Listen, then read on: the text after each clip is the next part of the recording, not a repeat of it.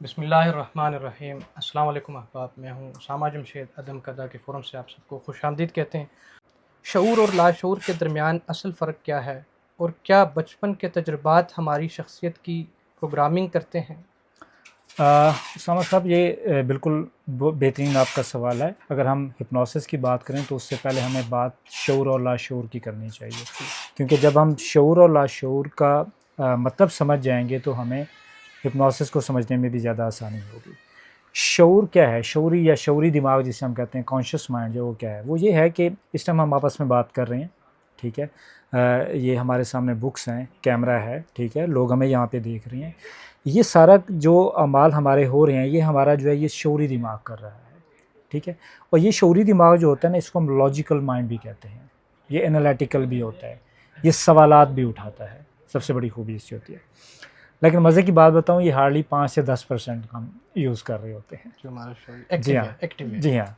और जो लाशऊरी दिमाग है हमारा, जिसे हम सबकॉन्शियस या अनकॉन्शियस माइंड कहते हैं, वो मोर देन 90% हम इस्तेमाल हो रहा है। डेटा और मेमोरी। डाटा और मेमोरी, बिल्कुल सही समझा आपने। उसमें हमारी जितनी मेमोरीज़ हैं बचपन से लेकर वो मौजूद हैं। हमारी आदत जो जो हमने सीखा लोगों से, माहौल से, वो यहाँ हमारे सबकॉन्शियस माइंड में मौजूद हैं। इसी तरह हमारे जितने बिहेवियर्स होते हैं, ठीक है, वो यहाँ पे इसके अंदर मौजूद हैं। और जितने हमारे वो काम जो हम ऑटोमेटिकली हो रहे होते हैं हमसे, वो सारे के सारे हमारा लाशऊर दिमाग के अंदर मौजूद है और वही इनको रन कर रहा होता है। हम साइकिलिंग कर रहे हैं, हम सुबह उठ के तैयारी कर रहे होते हैं, दिमाग हमारा कहीं और होता है, लेकिन काम परफेक्टली हम कर रहे होते हैं। तो बेसिकली ये जितने भी हम काम सारे कर रहे होते हैं, ये सारे के सारे हमारा लाशऊरी दिमाग करवा रहा होता है। एक आपको बेहतरीन सी एग्जांपल अभी यहीं पे दे देता हूँ। अब मैं आपसे बात कर रहा हूँ, मेरा जो फोकस है वो अल्फाज के ऊपर है, लेकिन आप देख रहे हैं कि मेरे हाथ मूव हो रहे हैं। अब ये जो हाथ मूव हो रहे हैं, ये सारा का सारा लाशऊरी दिमाग मूव करवा रहा है मुझसे। क्यों? क्योंकि उसको पता है कि जी फलां वर्ड के ऊपर इस बंदे की मेमोरी के अंदर ये पैटर्न मौजूद था, तो इसलिए इसके हाथ को इस तरह की मूवमेंट करने के लिए ये मैसेज कन्वे किया जाए।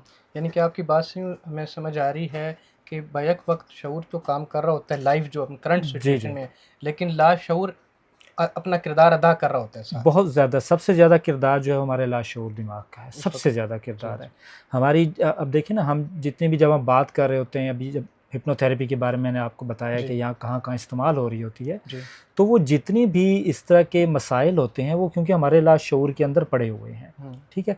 अब वो बचपन में कहीं से भी हमने वो गेन किए, ठीक है, किसी भी सूरत में वो थॉट्स की सूरत में हमारे अंदर है, वो फीलिंग्स बनी, वो मेमोरी बन गई और वो हमारी आदत में तब्दील हो गई।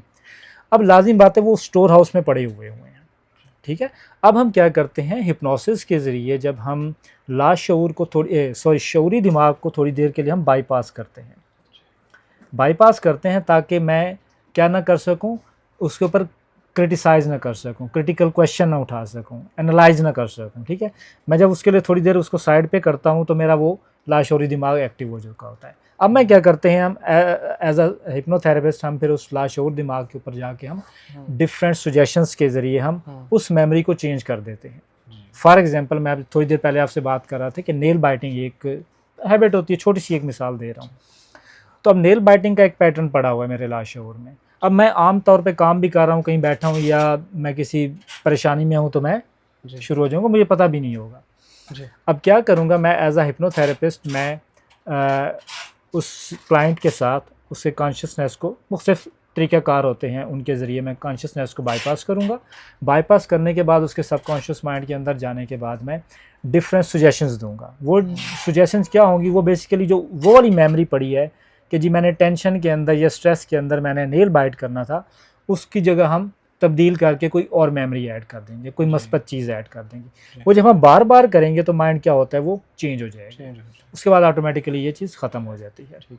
अच्छा, एक ये जानना चाहता हूँ कि जो हमारा ये सबकॉन्शियस है, हमारा लाशऊर है, क्या ये विरासती तौर पे भी आगे मुंतकिल हो रहा होता है? विरासती तौर पे भी मुंतकिल होता है, क्योंकि जीन्स के ज़रिए कहा जाता है कि जो हमारी मेमोरीज़ होती हैं वो ट्रांसफ़र होती हैं। कितनी हद तक हाँ, इसके ऊपर कोई एग्जैक्ट जो है वो फिगर नहीं बताया गया, बल्कि मज़े की बात है, एक दफ़ा मैं अपने दोस्त के साथ इसी टॉपिक को हम डिस्कस कर रहे थे कि यार कितनी चीज़ें ऐसी हैं जो विरासती तौर पे मुंतकिल होती हैं और कितनी हैं जो इंसान इस दुनिया में आके खुद सीखता है, इस माहौल से सीखता है।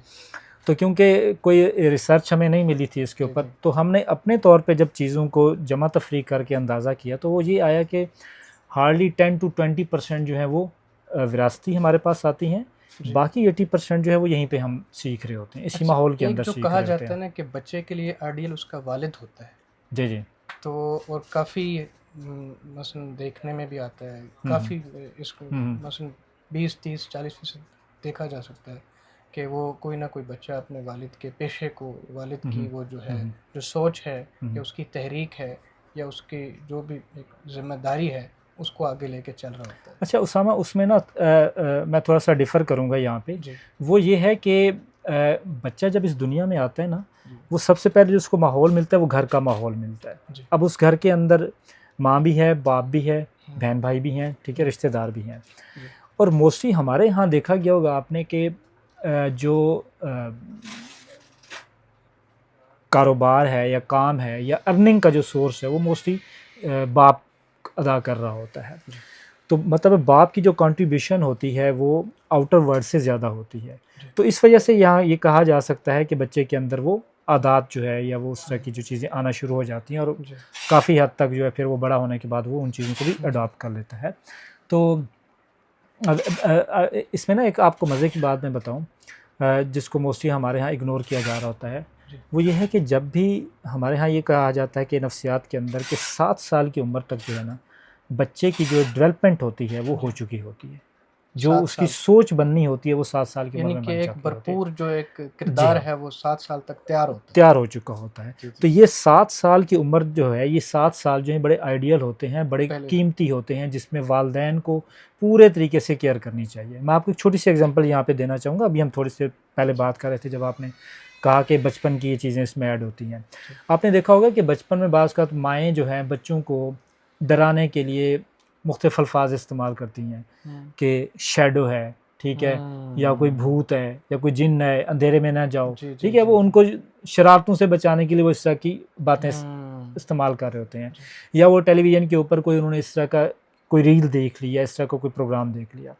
अब बच्चे का जो माइंड होता है वो शौरी दिमाग उसका बिल्कुल नहीं होता 7 साल की उम्र तक, बहुत माइनर सा होता है, टोटल लाशौरी दिमाग होता है। मतलब जो कुछ भी इंफॉर्मेशन हम दे रहे हैं वो सारी की सारी उस बच्चे के दिमाग में सेव हो रही है और वही उनसे उसकी आदत बनेगी, वही उसके जाके उसकी शख्सियत का हिस्सा बनेगी। बुनियाद गुजारी में बहुत अमल दखल है, आखिर तक उसका अमल दखल है। अब लाजिम बात है अगर उस टाइम हमने डर डाल दिया उस बच्चे के अंदर, खौफ डाल दिया है, तो बच्चा बड़ा होगा तो वो खौफ मौजूद होगा उसके अंदर। ये जो वो कॉन्फिडेंस की कमी उसके अंदर आपको नज़र आएगी, ठीक है। अब इसमें भी 2 तरह की चीज़ें होती हैं, या तो बच्चा बिल्कुल खौफ में चला जाता है, या जो है बच्चा एक्स्ट्रा किस्म का जिसे कहते हैं वो क्रिमिनल टाइप भी हो सकता है।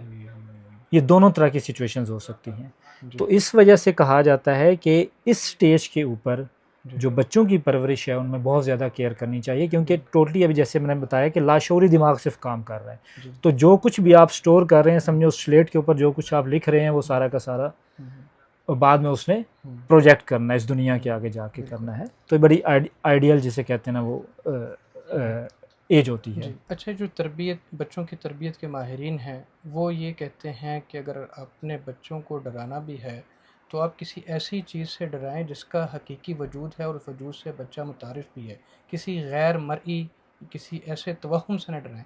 आपकी साइकोलॉजी इससे किस हद तक इत्तेफाक है? 100% डराने का कुछ नहीं, डराने से तो डराने के हक में नहीं है हम बिल्कुल भी।